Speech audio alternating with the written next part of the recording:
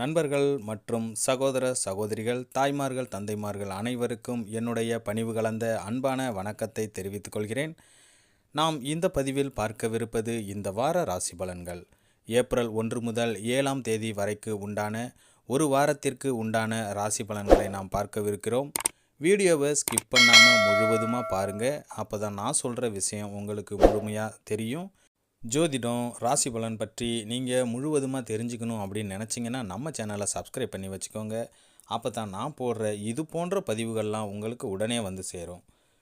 April மாதத்தின் முதல் வாரத்தில் திருக்கணித பஞ்சாங்கப்படி நவகிரகங்களின் சஞ்சாரத்தை பார்த்தால் சூரியன் மீன ராசியில் அமர்ந்திருக்கிறார், செவ்வாய் கும்ப வீட்டில் அமர்ந்திருக்கிறார், புதன் மேச ராசியில் சஞ்சரிக்கிறார், மேசத்தில் குரு சஞ்சாரம் செய்கிறார், சுக்கிரன் கும்பராசியில் பயணிக்கிறார், மார்ச் 30ஆம் தேதி மீனத்தில் அமருகிறார், கும்பத்தில் சனி, மீனத்தில் ராகு, கன்னியில் கேது என கிரகங்கள் சஞ்சரிக்கின்றன. இந்த வாரத்தில் வேறு கிரக மாற்றங்கள் எதுவும் இல்லை. சந்திரன் இந்த வாரம் விருச்சகம், தனுசு, மகரம் ஆகிய ராசிகளில் பயணம் செய்கிறார். மீனம், மேஷம், ரிஷபம், மிதுனம் ஆகிய ராசிக்காரர்களுக்கு சந்திராஷ்டமம் உள்ளதால் இந்த வாரம் நீங்கள் கவனமாக இருக்க வேண்டும். இந்த வார கிரகங்களின் சஞ்சார கூட்டணி பார்வைகளால் மேஷம் முதல் மீனம் வரைக்கு உண்டான 12 ராசிக்காரர்களுக்கும் யாருக்கு அதிர்ஷ்டம் அதிகரிக்கும், சுப விரய செலவுகள் யாருக்கு வரும் என்று இந்த பதிவில் நாம் பார்க்கலாம். கடகம் ராசி அன்பர்களுக்கு சூரிய பகவான் உங்கள் ராசிக்கு 9ஆம் இடத்தில் அமர்ந்திருக்கிறார். அதனால் நெருங்கிய நண்பரின் குடும்ப பிரச்சனையை நீங்கள் சாமர்த்தியமாக பேச்சால் தீர்த்து வைப்பீர்கள். கையிருப்பை அதிகப்படுத்த தொழிலில் முனைப்புடன் செயல்படுவீர்கள். சந்திரனின் இடமாற்றங்கள் உங்களுக்கு அருமையான பலனை கொண்டு வந்து சேர்க்கும். ரியல் எஸ்டேட் தொழிலில் நல்ல லாபம் கிடைக்கும்.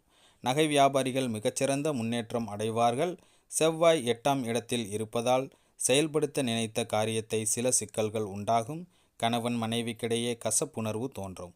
புதன் 10ஆம் வீட்டில் இருக்கிறார். அதனால் தனியார் துறை ஊழியர்கள் முதலாளியின் பாராட்டை பெறுவீர்கள்.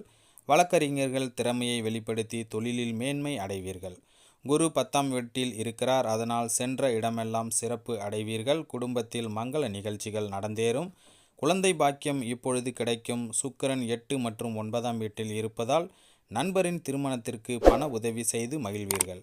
மனைவி வகையிலிருந்து சொத்துகள் கிடைக்க பெறுவீர்கள். சனி 8ஆம் வீட்டில் இருப்பதால் குடும்பத்தில் பிடிவாதமாக நடந்து கொள்ளாதீர்கள். குழப்ப நிலை அதிகரிக்கும். ராகு 9ஆம் இடத்தில் இருப்பதால் போட்டி பந்தயங்களில் வெற்றி கிடைக்கும்.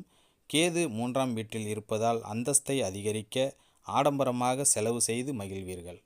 அன்பர்களே, இத்துடன் இந்த பதிவு நிறைவடைகிறது. இந்த பதிவு உங்களுக்கு பிடித்திருக்கும் அப்படின்னு நான் நம்புகிறேன். இந்த பதிவு பிடித்திருந்தால் நம்ம சேனலை லைக் பண்ணுங்கள், ஷேர் பண்ணுங்கள், கமெண்ட் பண்ணுங்கள்.